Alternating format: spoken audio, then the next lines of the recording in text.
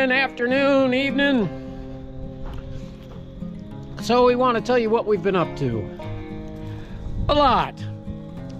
An awful lot. We did get the just now finished. See that? That's our septic system. This is our drain field, our tank here, and guess what? We spent the whole morning taking the straw and the leaf covers off the septic system. What a pain in the ass that is. But you only have to do it once a year, so yeah, there's that. That's good. I'm getting ready to hook up the pool. Man, time catches up on you. It's like we didn't have a spring. We had a winter, then a summer. It's summer. Winter, summer. Then back to winter, probably. Well, I don't know that we've never had a fall. We always have a fall. The leaves remind you of that. But anyway, we went to doggy school. The purpose of a dog school, I think, more than anything, the reason that we did that, it actually spent the money, was, you know, we're retired. We're an old couple. We're living alone in the woods by ourselves. And the dog doesn't get a lot of company, or any company for that matter. So we need to join these places and teach the dog some skills so the dog can react with other people and other dogs. I think in the initial stages, the puppy stage, just doing these little tiny things like sit, stay, lay down, all, you know, the basics. A lot of people just don't do it.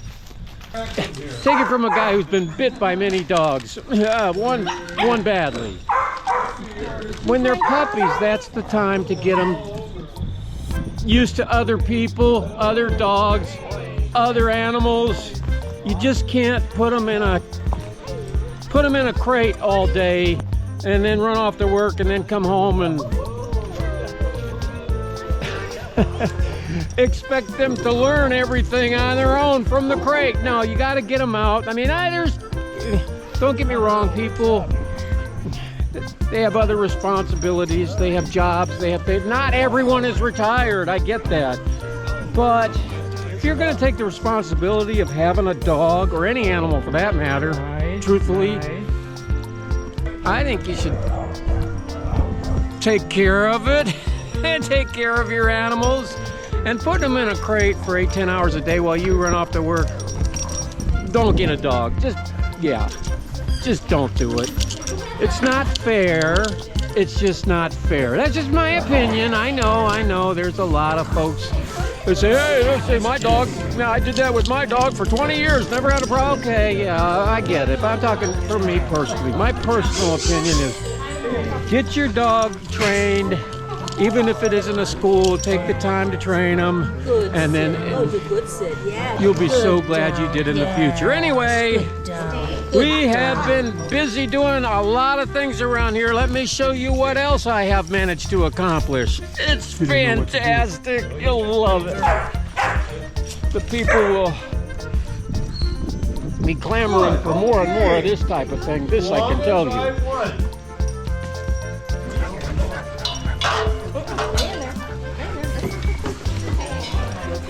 Good girl. Good boy. Yeah. There you go. All right. Hey. Once or twice before, but I forgot about it this past time. Okay. And so I had to hold him. He's not going to be held. Okay. Well, if she's okay with that, that's fine. But I got so many bruises on my legs. You should see my arms and legs. She's too heavy. She does pretty good once I get her back there, but then we'll get out for the store. She's up. I'll take your picture. You can have ice cream. Daily. Jordy. Milo. Milo, look. Look at this. Okay. You look up there. Snoopy. You look up there. Kim Horn family. Bo. You look at her. Oh. Joe. Nalu. Nalu's gotta get in.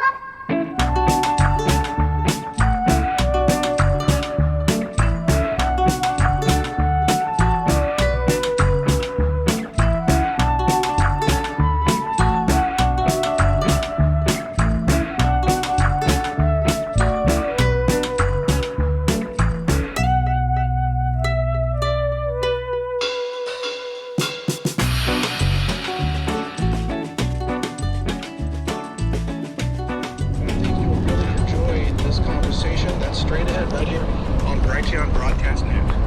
Welcome to today's interview on Brighteon.com. I'm Mike Adams, the founder of Brighteon, and today we are joined by Dr. John Witcher, who is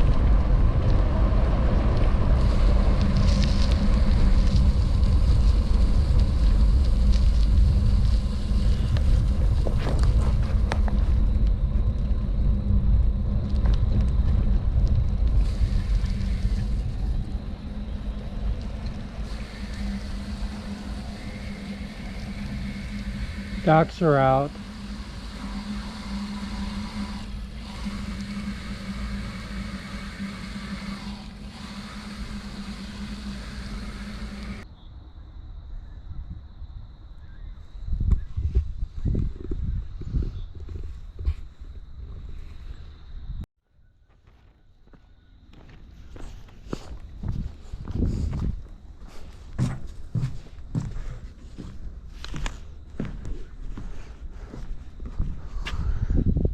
Yeah, Pelican Lake. This is a fine lake indeed. I caught some pretty nice fish on this lake last fall. Toward the end of the season there, I was catching some close to 3 or 4 pound largemouth bass, a couple of big smallies, northerns. It's a great lake. This is iced out completely, it looks. Sweet! Nice and deep, crystal clear water. New dock.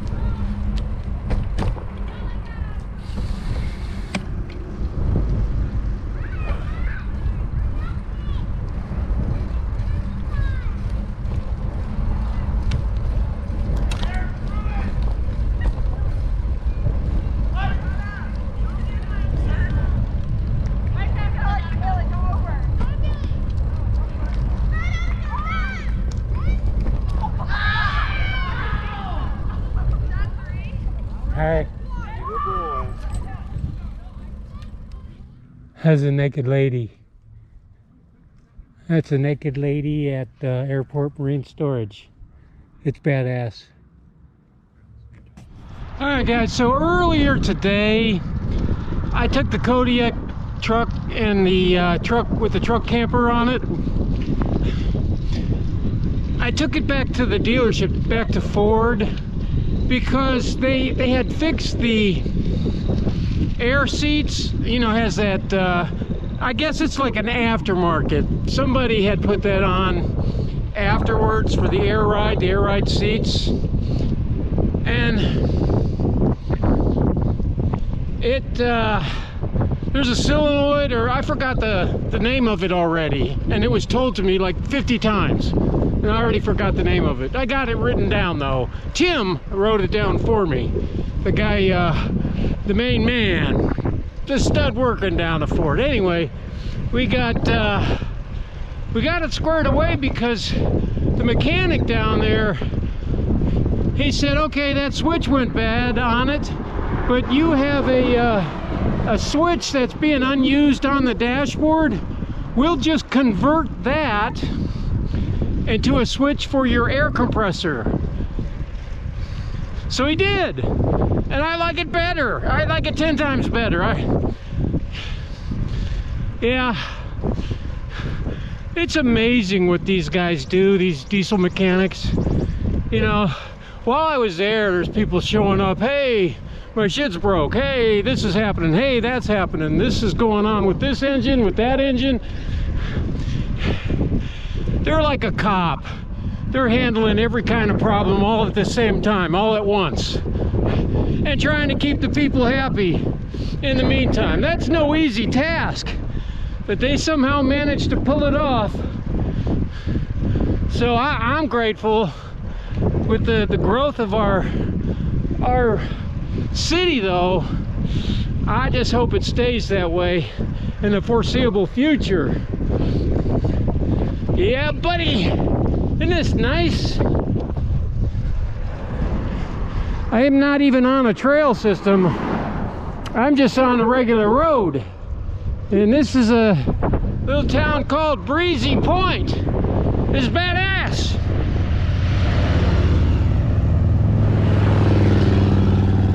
Just like those guys.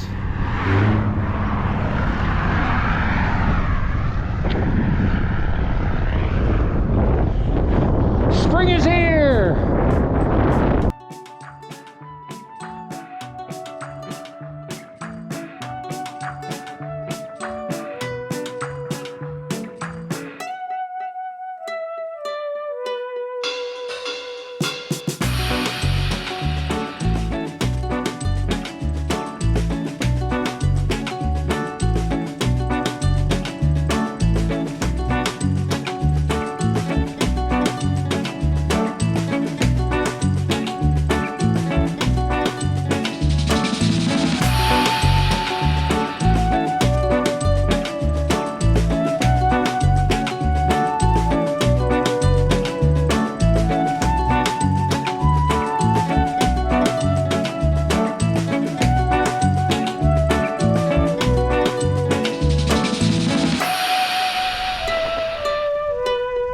We're having the dog fence installed finally.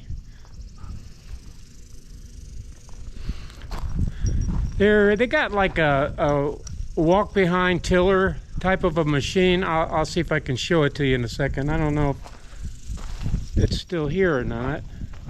Anyway, they have this like walk behind. It lays wire around the perimeter of the property. And after they lay the wire, they put these flags out where the wire is laid, and they connect it to a central terminal that they plug into the wall type of thing. Anyway, it looks like they got it done. Okay. Anyway, they lay this wire 4 to 5 inches under the ground and then plug it in, and then put a shock collar on your dog, and your dog can't go past, or at least a few feet in front of the wire. It sends off a signal, or your dog is like, holy shit, if I go any further out into the woods or into the street, I'm gonna get one hell of a shock. So that's the basic concept of the system. And we had an older one. It was 17 years old or older, and so they said they would hook that one up if we wanted to continue to use it. But they had a more modern, up-to-date, practical system, I guess, for an additional $300 or so. So we're gonna go with that instead of the old technology. You know, who knows, maybe they put an inverter or something into the new one. But here's the flags. They go around the whole property. I think the next step is they'll put a shock collar on the dog and walk them around the flags so that the dog knows that the flags are danger, and then go from there. So that'll be set at 12 unless we have a problem What with does the that collar. 12 mean? That means it's the volume of the collar, of the electricity going to No, the dog it has collar? nothing to do with the collar. Okay. It's just about how the fence, I don't know how to explain it to you. It's a little beyond me too. All I can say is like a grounded system, and when you're using ground rods and leaving Right. the end open, Right. it's set at a 7. So I Okay. assume 12 is, it must need less power. Okay, we have grounding rods all over the place. And No, I mean on the fence. Okay. Oh, I see what you're saying. Okay, Yep, gotcha. yep. So I'm just gonna program the collar here. So we're training, so there'll be no shock in it. This is your delay, so she's getting a half a second delay, unless she screws around and because you know a dog could, in theory, run through that fence. Right. In My a last half a dog second. did. Okay, so if that happens, we can do things. We can take that delay away. Right now, we want to give her the benefit of the doubt. Right. And make it as fair for her as we can. Okay. So this is her training mode. We'll go up to 38. Okay. 41, 52, 61, 71. Now, get this collar. So we're trying to make that little light turn red. And I'll try to do it. There you go. Okay. It must be a Bluetooth thing, huh? Or something like that? No, it's just it's a radio signal. Oh, So, okay. Oop, wrong The button. regular AM signal? So then this is going to verify with beeps and flashes that I got the code in right. So there should be 8 flashes there. And that's pretty much it. So I'm going to unplug this.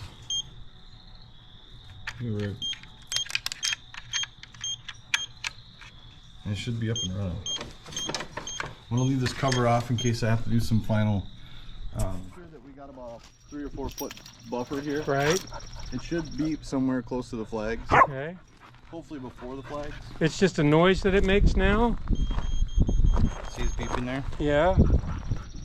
So I'm going to turn up, I'd like it to be out here. Okay. So I'm going to turn up the gain on it a little bit. She may get it. Oh, don't come. If it seems like she's not getting it, don't give up. Focus these next 3 days on this Okay. dog. All right. If you do that, it makes the next part Right. fair to the dog, and the training will go by a lot better for you. So when you're out here with your wife, Yeah. and she's figured out that this dog has figured out that you don't want her to go past the flags, Right. and she stops going past the flags, you'll have your wife walk out ahead of you and just kind of mosey through the fence. Don't look back, don't call the dog. The dog will naturally follow the leader. Jeff, if you just want to walk through here, walk out ahead of us and just kind of veer off to the flags. The dog wants to be guided. Oh, come. That's another thing too that I like to do. If I can walk them right to the flag, so they're touching it, like she was touching it when it was going off, that was perfect. But you want them close to that flag. See, this is another one. Oh, don't come. Oh, I know it. Incredibly, the anticipation of seeing this is just mind-boggling. See that? Yeah, that's the apron to my welding shop. I've been scrubbing on it, getting all the rust off of it. See that? Yeah, buddy. That is one of the most amazing things that you'll see on YouTube today.